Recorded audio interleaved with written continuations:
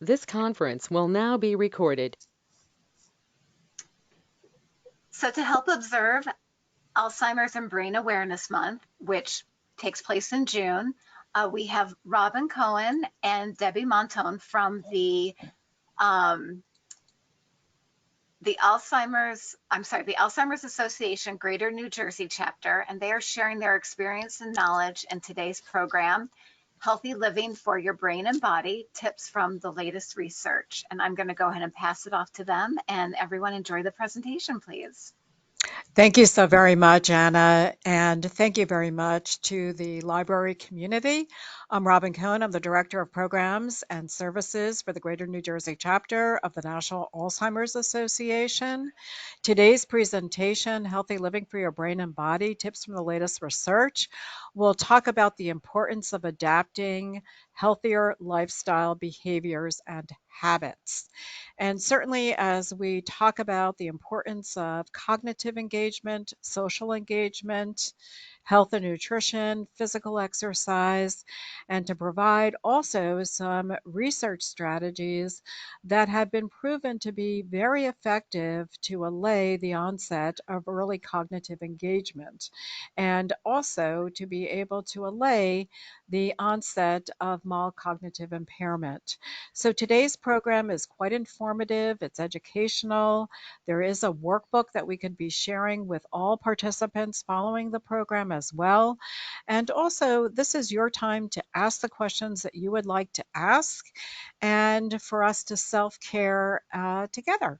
So with that, I'll turn it over to our community nurse educator, Debbie Montone. Debbie, thank you so very much for educating with us today. Very welcome, Robyn. As we know, I love educating, and it's so important to educate people everywhere about dementia and Alzheimer's, and for this program, how we might prevent that onset.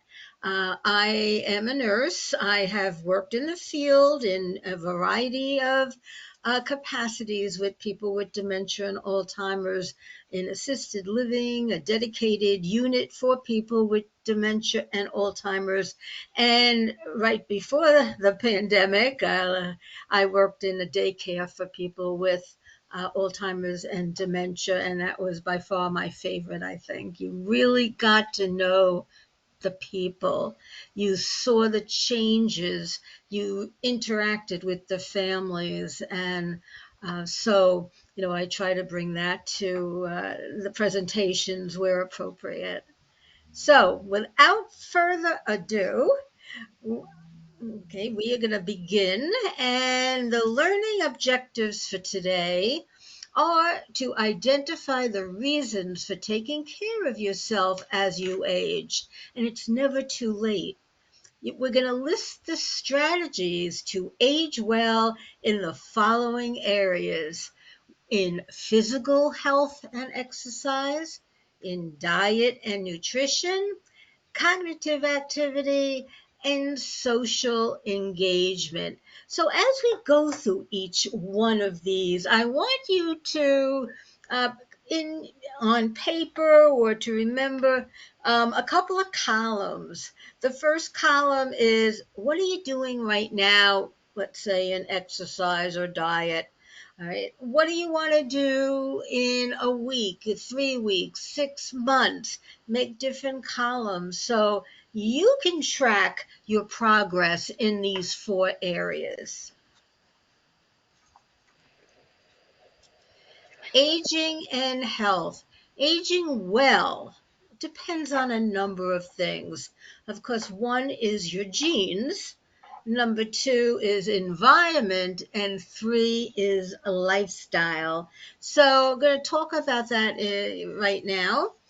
Certainly in your genes, we say, oh, that came down in the genes. Well, there are two specific genes that someone might want to test because, when you see a family, the mother had it, the grandmother had it, the aunt had it, maybe a sibling had it.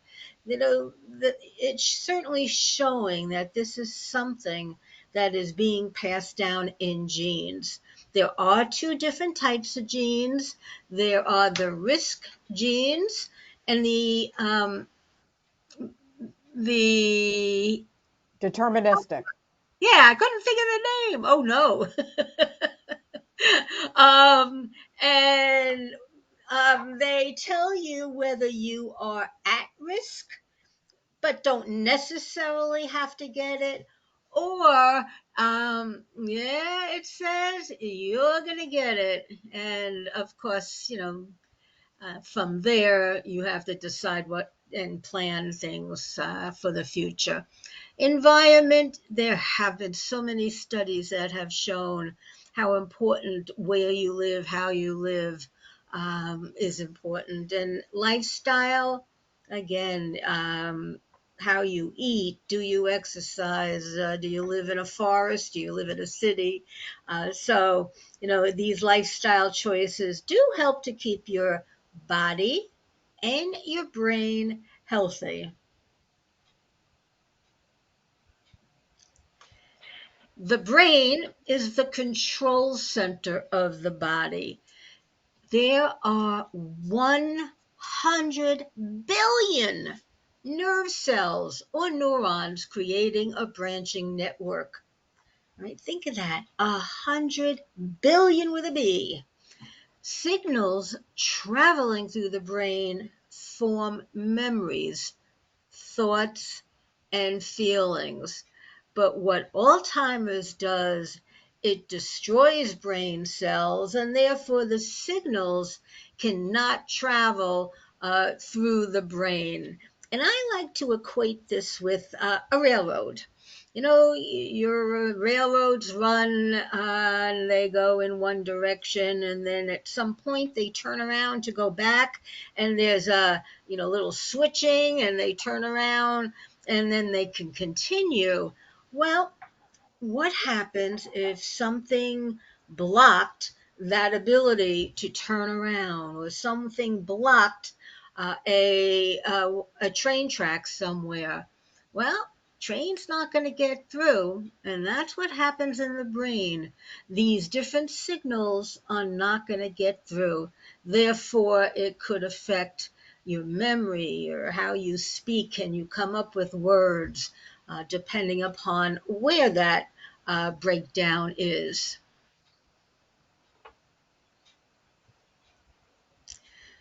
Now, let's talk about the heart brain connection. The heart and brain are so interrelated. What you do for your heart can also help your brain continue to operate at its best.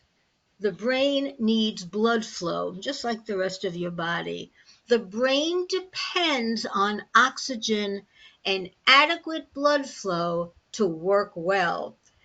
25% of every heartbeat goes to the brain. That's, think about that. Every time our heart beats, feel your pulse, that's a heartbeat. 25% of blood from every one of these beats goes to your brain. Now think about it. What happens if this pathway is blocked? What happens if the vessels that go from your heart to your brain are narrowed, broken? Think about what happens to blood vessels. They get narrow because of the buildup of fat and plaque, and they are unable to handle the blood that's going to the brain, and therefore the brain is not going to get it. I kind of think of it like you like to drink fresh orange juice, pulp and pits in it, and you put your straw in, and you're, getting some orange juice. We're thinking about blood though, and all of a sudden the pit gets stuck, right? And you're trying to suck it, and you're trying to suck it, and in the brain and heart connection, the heart is trying so hard, it's beating harder and faster because it's trying to get that blood to go from your heart to the brain, but it's being obstructed by narrow vessels, buildup of plaque, buildup of cholesterol. So that is why the heart and brain connection are so important, and these tangles and proteins and everything that are there that are helping to obstruct blood flow and the pathways for all the different signals. Alzheimer's and dementia, a lot of people think it's the same thing, but it's really not. And I'm going to try and explain it very simply. Dementia is a symptom.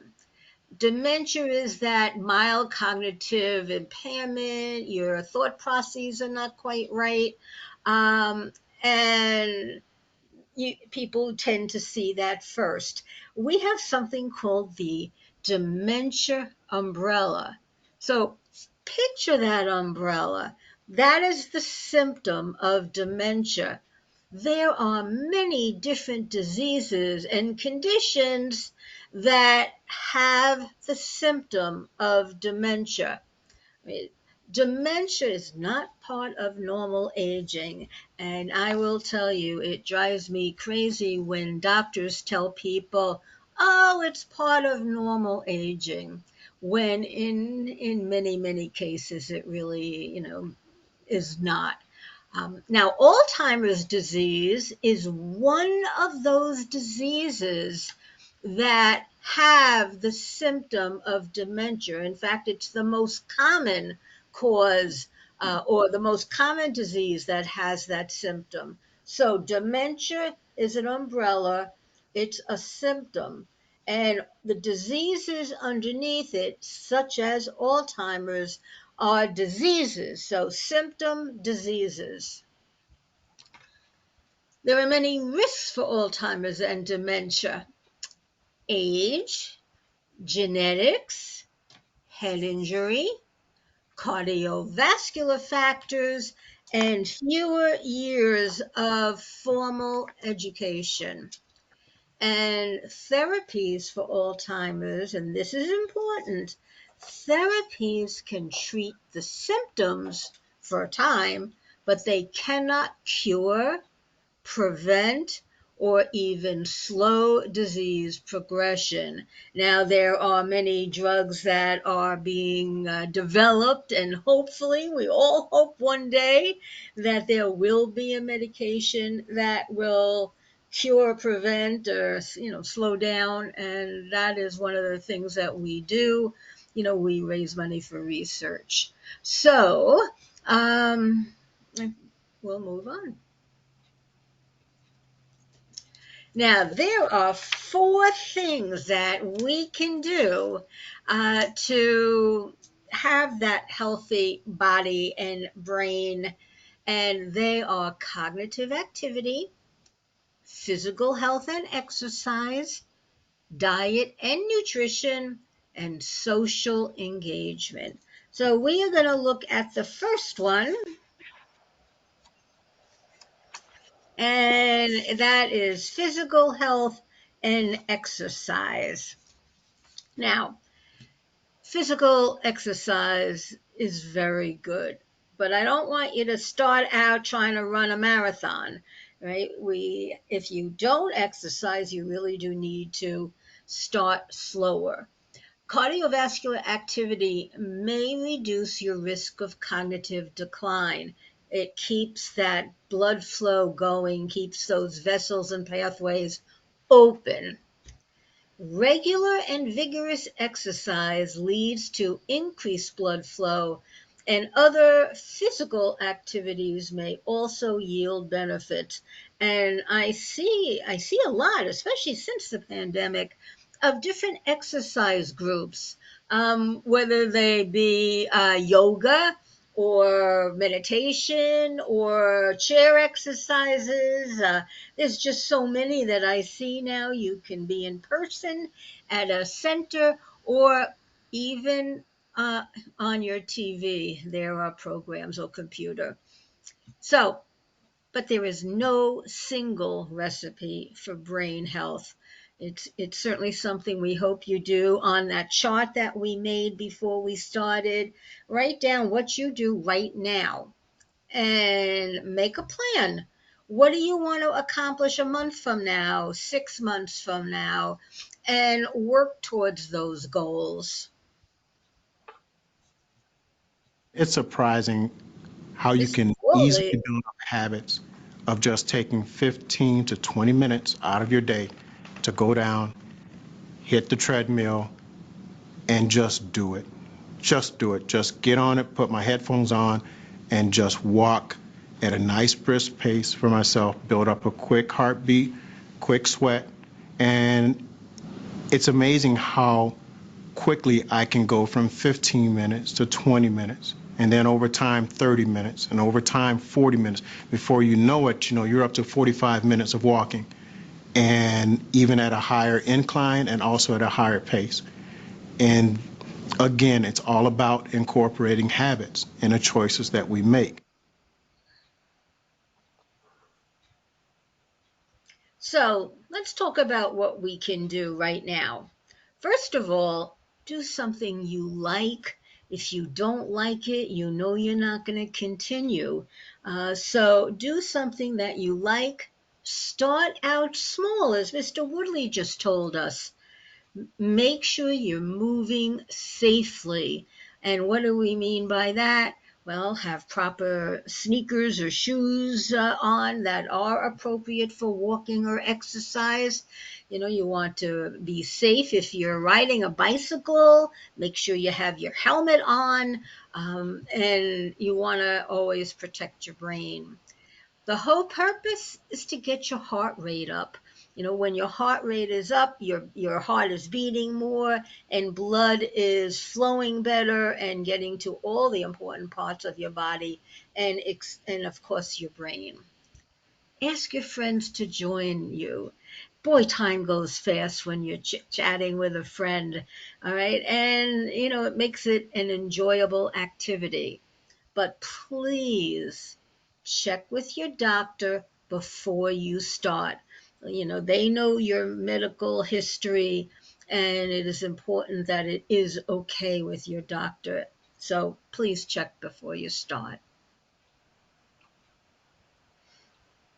Some other things we can do. Well, if you are smoking, please stop smoking. Smoking is one of those things that does affect the vessels, affects the blood flow, affects even, of course, the lungs. And the lungs are important because as we breathe, right, breathe in, everybody, we just breathed in air with oxygen and breathe out. And what we're doing when we breathe is getting blood flow and with oxygen to the important areas. So very important. Same thing with excess alcohol. They do say different places and people, you can drink that glass, but the word is excess, right? That too affects your blood vessels. Get adequate sleep.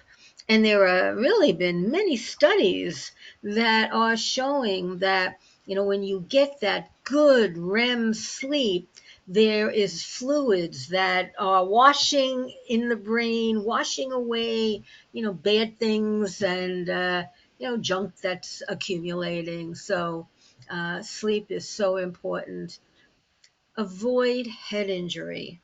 Well, that's where the helmets come in. When I was growing up, we didn't have helmets. Nobody even talked about it.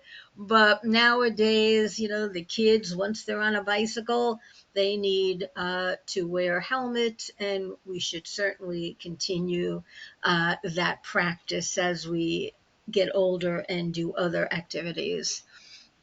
Manage stress, right? Easier said than done, I know. There are ways that we can manage stress, different breathing exercises, some of those yoga, meditation. It is important to manage stress, and I think anyone who's had stress knows what it does to your brain and your body. Treat depression. right? Depression, is not a good thing for your body. It affects your different organs, and of course, your brain is involved. And mostly, visit your doctor regularly. It really is important, and especially as we get older, to have those regular visits, whatever recommended by your doctor. Some other things we can do, we can monitor all these different numbers, and I will tell you that different specialties and different labs do vary on what normal should be. That's why I always hate to even suggest it. When I went to nursing school, blood pressure was 120 over 80. That was normal. Blood sugar was 80 to 120. I know that's lower now. Plus, they look at your A1C, which should be below 6. Your weight is, dependent a lot on your height and other things. And cholesterol. Also, cholesterol is what builds up in your vessels, and they like it to be below 200.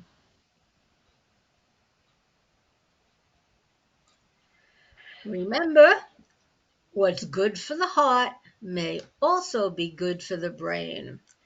Nutritious food is fuel for the brain. And so it's really important that we follow some dietary guidelines that can reduce your risk of heart disease, cancer, Parkinson's disease, and Alzheimer's and stroke and diabetes. We always say eat a rainbow, and you know that will include the good food.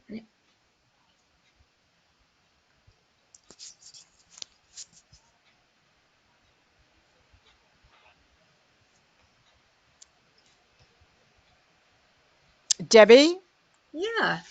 Oh, I'm sorry, I couldn't hear. Were you? Oh, I think there's a next slide of the good food and the, Foods that have been oh, shown maybe to after her. lead to healthy aging would be fruits and vegetables, and in particular, green leafy vegetables and berries, as well as limited intake of high fat food items that you get through high fat dairy and cheese and red meats, and also healthy vegetable oils. So this would be olive oil would be a good example, have been shown to reduce your risk of heart disease as well as dementia. Mhm. So that good food, this is what we should eat: vegetables, fruits, nuts, beans, and whole grains, lean meats, meaning no fat, fish and poultry, and vegetable oils. And what we should avoid are those saturated fats and trans fats and processed foods, solid fat, sugar and salt, deep fried food, so no more Kentucky Fried Chicken, and those unhealthy fast foods. The more in a hurry we are, we tend to stop at a fast food place, and traditionally they have not been the most healthy. I have noticed that many of them are putting in an option of a salad or something that's a lot more healthy, so that's a great thing. So look at what you should eat and what you should not eat, and try to follow that. So it's a good thing to do.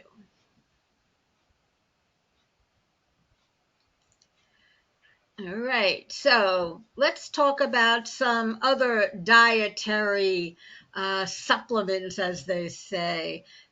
What should you do? You see all these ads about take this and take that, and this will help some part, and vitamins. And before you take them, consult people that we know will understand and know what they are. Number one, consult your doctor.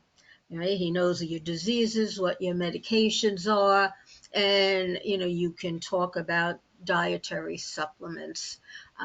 So also talk to your pharmacist. I mean, if anyone knows the value and what your current medications are, they do. And of course, is anything gonna conflict with what you're already taking?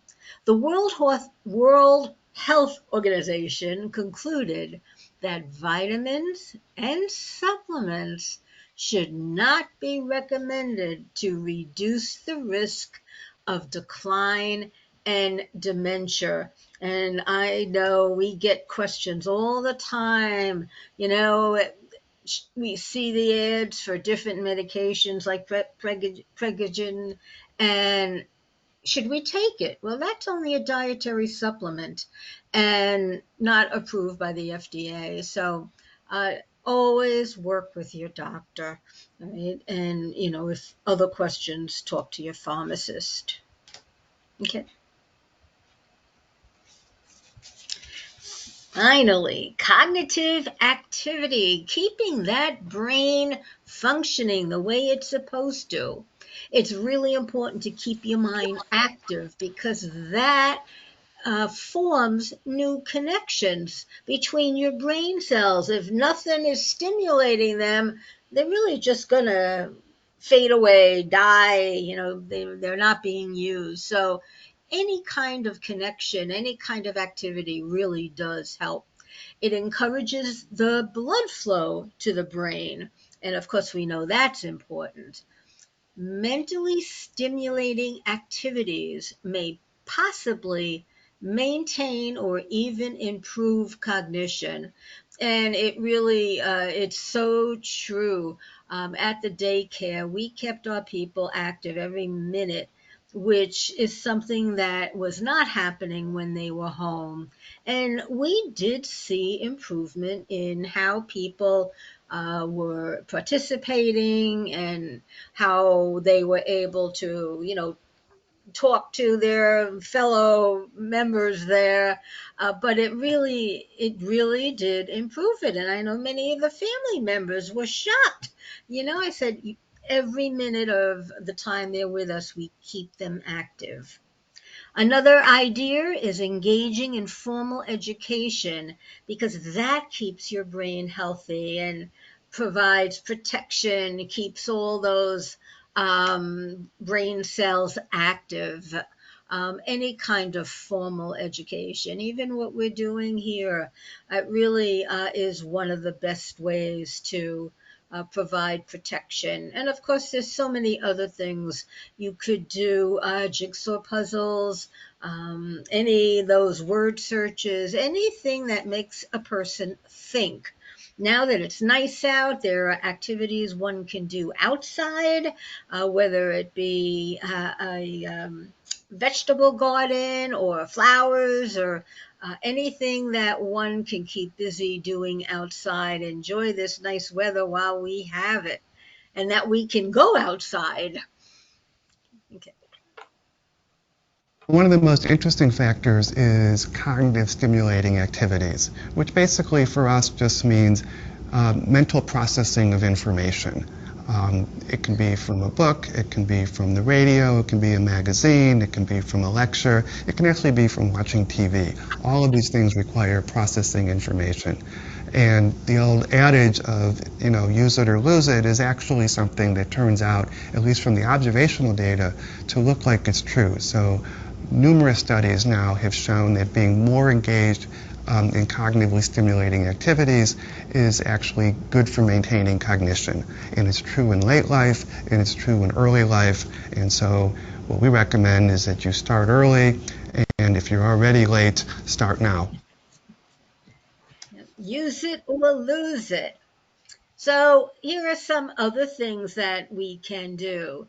Read books, read articles, make them challenge you and inspire you. Complete puzzles and play games that are challenging. I have a jigsaw puzzle that is always ongoing. Whenever I have a free 10 minutes or so, I'll put another little piece in. But it makes you think. You're looking at shapes and colors, and it's important for your brain. Learn new skills or hobbies. Is there something you always wanted to do and didn't, and now you have the time? And engage in that ongoing learning. So on your columns under cognitive activity, first column, what are you doing now? What do you want to accomplish a month from now or 6 months from now? And whatever other goals that you want to do. You want to increase your skills, your hobbies, your activities as time goes on. Very important. Social engagement. Right? Social engagement is associated with living longer with fewer disabilities. Staying engaged in the community offers you an opportunity to maintain your skills. Remaining both socially and mentally active may support brain health and possibly delay the onset of dementia. Now, look what happened with this pandemic. People were stuck in their house. They didn't, many did not see other people. If you were working, of course, you saw people through Zoom, but that's not quite the same thing.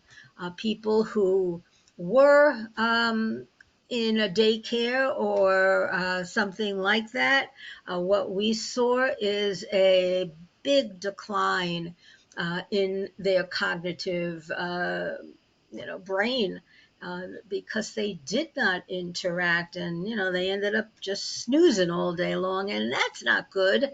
So really important for everyone to stay engaged in your community. Volunteer, go to their local community center. There's so many things when you look for it that you can do. Right? Some other things we can do: visit with friends and family. Right? Engage with others. If you live in a community, get to know the people in that community. Stay involved, volunteer, join a group or a club. All these good activities. So, putting it all together, take care of your health. Get moving. Eat right. Eat that rainbow. Keep your mind active. Stay connected. And all four together will help achieve maximum benefits for you. Really important to do all of that, not just one or two, but all of them. Recently, at the Alzheimer's Association International Conference, there was a study reported of the results of a large clinical trial that was done in the Scandinavian countries. And in this trial, they took half the people in the trial and they adjusted their exercise level, their diet, their social engagement, and their mental stimulation. They developed programs for each one of those variables, changed all of those for the people that were in the test group, and the control group just lived as they had been. There is a tremendous benefit to doing studies where we make changes and observe after the fact. That's a much stronger study than just observing people and trying to make judgments after life has changed for them. To my mind, one of the things that this has done is it's changed the force of recommendation that we might make around the benefit of these interventions for prevention of Alzheimer's disease or for brain health. And the fact is that I think it's moved it from possibly exercise, diet adjustments, social engagement, mental stimulation are useful, to probably. And that's a big change and makes it easier for people to make those kinds of adjustments for the benefit of their future health. So, what can we do now? Well, begin today. Start small and build from that. do what you enjoy, and important to stick with it. Okay, you missed a day. All right, you missed a day. Let's continue. And make sure it's something that you like. It's real important to get up and out and don't sit all day. Find something that you like. Maybe find something with other people. Make those healthy choices, and that includes what we eat. Make a plan. Use the graph that we pretended to have and the workbook that will follow. Follow it. Make your goals. Start out small. A month from now, 6 months, a year. Make that plan. Get support from others and have fun. What kind of things, do you like to do? Think about it. Have some fun with it.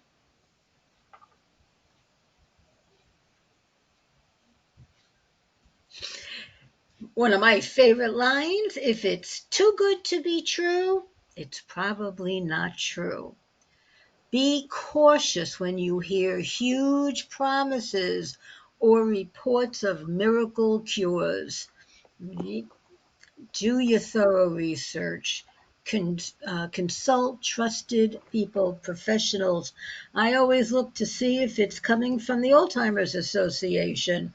Otherwise, it's not real. Consult your doctors, your local pharmacists, and of course, the Alzheimer's Association.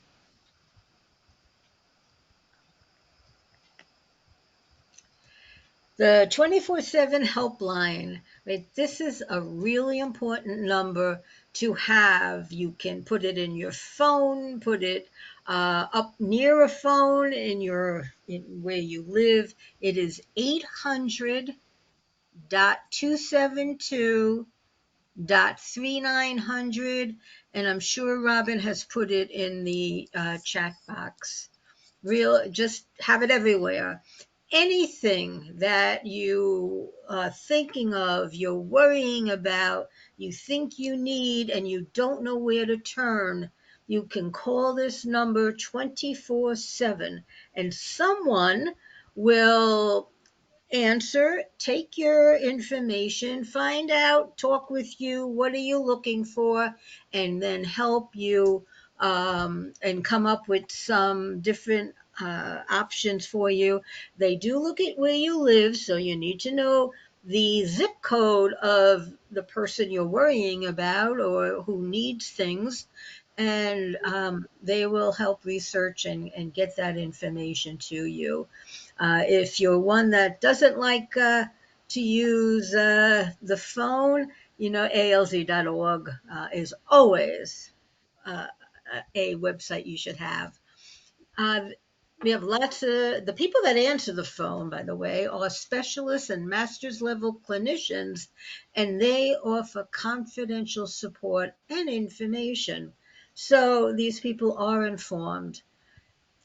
I also want to tell you that there is a bilingual staff and translation services in 200 different languages. There's a live chat and TTY service as well. Now we have also free online e-learnings at www.alz.org. And many of the programs are there. 10 warning signs and understanding Alzheimer's and dementia, and on and on. So you can view one of those. We also have both now in-person and virtual support groups and educational platforms. When you think about it, well, more than 2 years now, Zoom or all these other different platforms, I never heard of them. When Robyn said we have to go and use a Zoom, I'm like, what Zoom? I have no idea. Now, it has its benefits, and we still, of course, try to offer the in-person as well. Now we have our resource finder. To access it, www. And now all one word, communityresourcefinder.org. Community Resource Finder is one word here. And that gets us access to all the different resources, community programs, and services that are available. So you might see on the Alzheimer's top left, you can find different programs and events that will be happening. The middle one, because we work so closely with AARP, programs and events. You're looking for people who provide care at home. All right, you can go to this site, and along with your zip code, you can, find some different options. Same thing for community services and housing options. And of course, if you're looking for different medical services, you can go to click on medical services.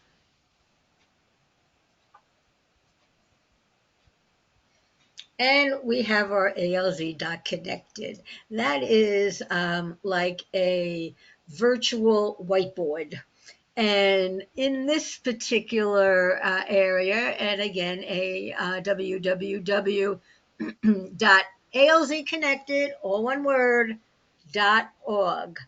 And here you can find information about people living with the disease or caregivers or family members and friends. It's really an online community. Next. And here we have our Navigator, www.alzheimersnavigator, one word, .org. And this is a free online tool that helps guide caregivers to answers by creating your own personalized action plan and linking you to information, support, and local resources. Because what we all need and should have is knowing who, well, we all have different support systems, knowing in your community what's out there and can support you in the medical community, what kind of medical professionals you would need. And so this is just what it says. It is a navigator and helps you navigate the system. Now it's time for you to talk to us about questions, anything you would like some more information. Thank you so much. I do want to invite our participants, if they have any questions, to please feel free to enter them into the chat, or if you feel comfortable unmuting yourself and sharing your question verbally, that's fine as well. Debbie, I have to tell you, I usually write like things down that my goal is to write 3 things down that I learn whenever I attend one of these programs. And for the first time, I think I really finally understood the difference between Alzheimer's and dementia, because I do think people use it synonymously. They use it interchangeably, yes, you're yes. right, but it is a difference. And So good. I took a picture of your screen because I'm like, this is it. I finally get it. And then I love the term use it or lose it, because I think that is so true in so many things in life. And I just thought that was a great way to apply it when we're talking about brain health and health in general. And then the thing that was new to me, and that's something that I think is so important about offering programs like this, and I love that you have the virtual e-learning set up through the organization, is because it is changing constantly. And it was the first time I'd really heard the little pie chart I had seen before, but I don't remember social engagement being on there in the past. And I thought that was such an interesting component.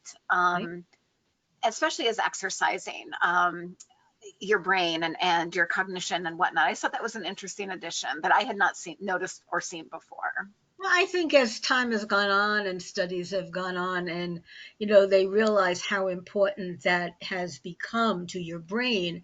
And I will tell you personally, from the daycare that I was in right before the pandemic, once that pandemic hit and all the people were stuck in their house and really didn't engage much in social engagement with other people. What a Yeah. decline they had. So it really, unfortunately shows the importance of that. Yes, Yeah. and as a matter of fact, the Alzheimer's Association had released some interesting data about how important one phone call a week was to the care partner or the person living with Hmm. Alzheimer's or another form of dementia, that it truly made a difference in their overall cognitive and social engagement skills.